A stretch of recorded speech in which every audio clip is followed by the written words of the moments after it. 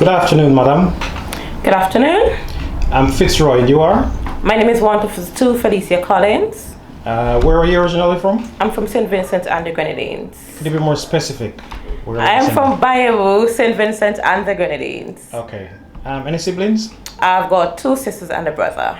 In terms of education, what school did you attend? I attended a girls' high school in St. Vincent, the St. Vincent Community College, and here I'm a graduate of the University of Lincoln. Okay. Where did you first heard about the home of the service that you joined? So the Royal Navy, I think, came to St. Vincent back in the early 2000s to recruit.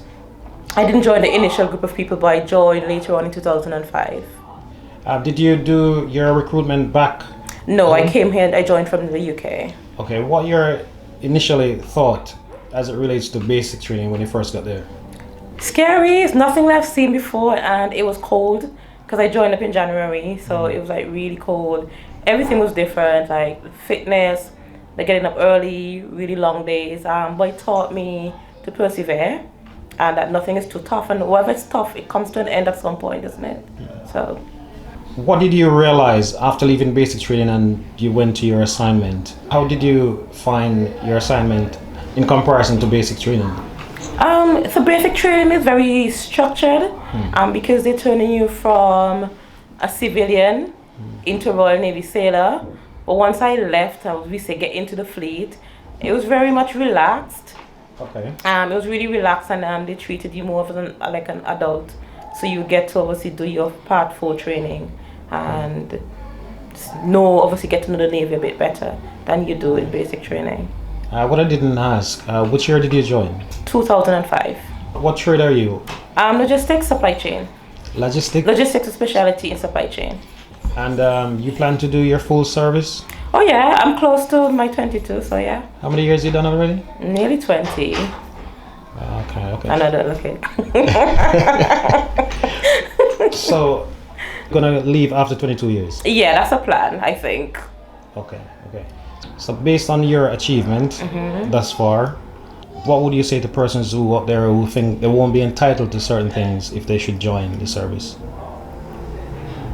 I'd say go for it. Everything is there within reach. It's up to you. If you say, when I joined the Navy, there was no officers that looked like me, that I could see anyway. There wasn't any senior persons that looked like me, like the petty officers.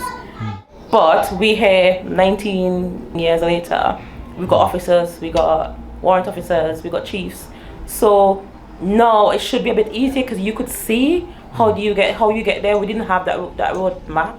I didn't have that road map, so I had to not anyone that looked like me anyway. So I had to navigate that path for myself with the help of my colleagues and my bosses. Have you served outside of this country? Yeah. I've been on a ship, yes. I've been on some operational tours as well. Are there tours that you could disclose, or you chose not to disclose? I chose not to at this point. Okay.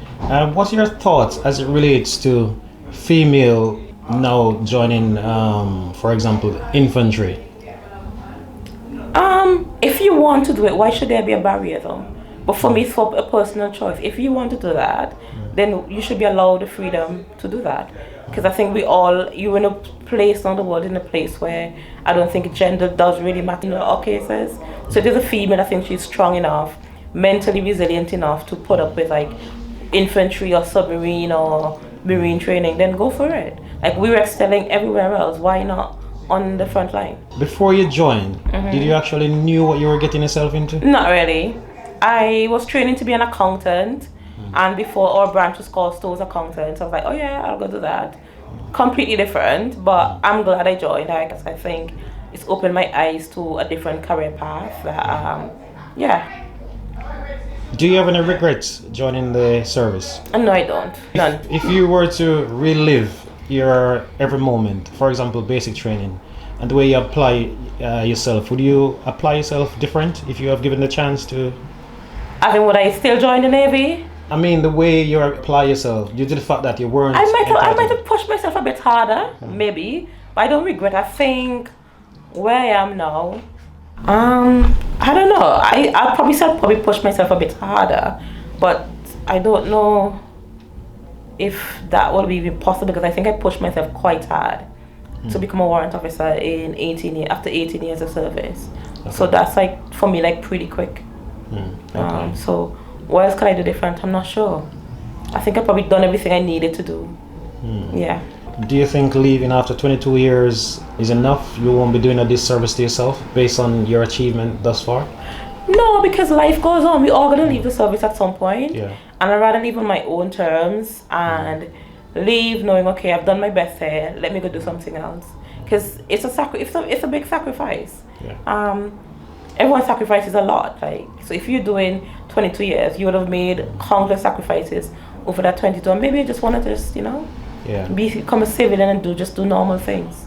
Or be at home for all the normal things that everyone else takes for granted.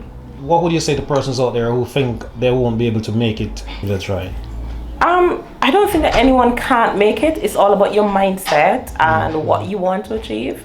So have a goal, set your goals. So it doesn't have to be in 22 years. It could be in 2 years. This is where I want to be. In 5 years, this is want to be. In 10, that's what I did. Like, so say, after 8 years, I want to be a petty officer. And then you just go from there. Okay. So it's within reach for everyone. Maybe the discipline of the service is not for everyone because you have to sacrifice quite a lot. You also have to believe in yourself. And when things get tough, know what your motivation was at the beginning. Why did you join?